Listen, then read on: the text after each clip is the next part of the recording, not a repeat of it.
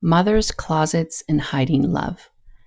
In the dark of the closet, where my mother would tuck us like baby birds under wing, I learned to count stars that weren't there. 5 sisters pressed together in cotton and fear, while outside our father's voice thundered like approaching storms.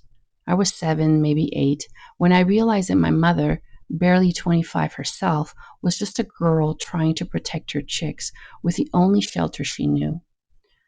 We'd wait there, in the space between hangers and shoes, breathing in mothballs and prayers, while I'd whispered stories to my sisters about the stars I could see through the cracks of my imagination.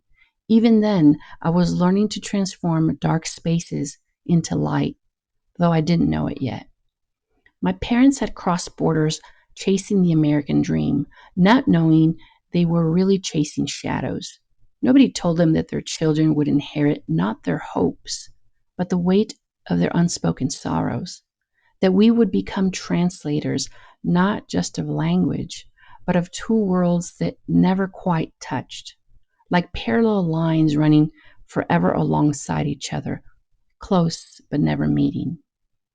In school, they put me in the back of the room where English language felt as heavy as iron on my tongue.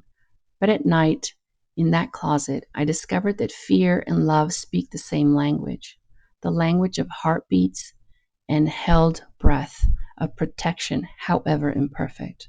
My mother's way of loving us was to hide us from storms. My way of loving her now is understanding why.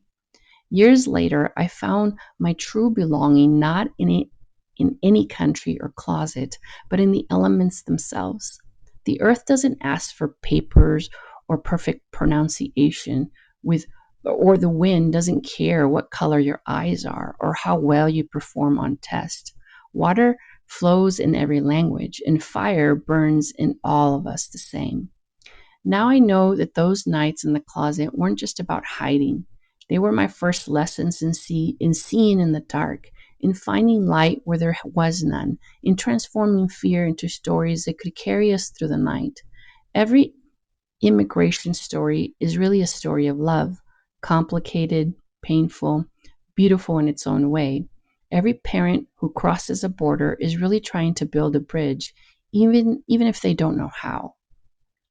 I'm no longer that little girl counting invisible stars, but I carry her wisdom.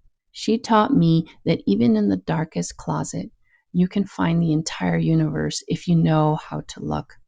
That's the real American dream. Not the house or the car or the perfect English, but the ability to transform any space, no matter how small or dark, into a sky full of stars. Now, decades later, as I watch my own son pack his bags for the army, I understand something about closets and leaving that I never did before. Every mother tries to protect her children with the tools she has.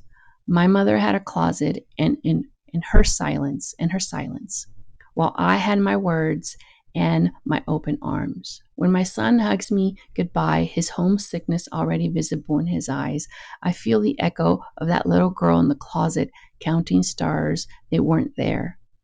But this time, the story has a different ending. My mother couldn't give me what she didn't have, couldn't show me what she had never been shown.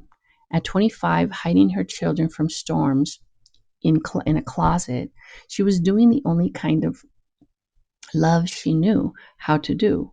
At 17, when I left home, her coldness, perhaps another kind of closet, a place to hide her own pain of letting go.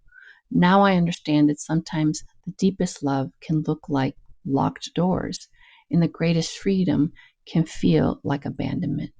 The real transformation isn't in leaving the closet, but in recognizing that we carry both the darkness and the stars within us. As I release my son to find his own way in the world, I'm also releasing that little girl who, who thought love had to hide to be real. My mother gathered us in closets. I gather my children in stories. She protected us with silence. I protect with words. But underneath it all, we are both just trying to keep our children safe in a world that often feels too big, too bright, too dangerous to face alone. Perhaps the most powerful thing we can do with our inheritance of closets and stars is to transform them into doorways through which our children can walk freely, knowing they can always find their way back home, not to a physical space, but to the love that never needed hiding in the first place.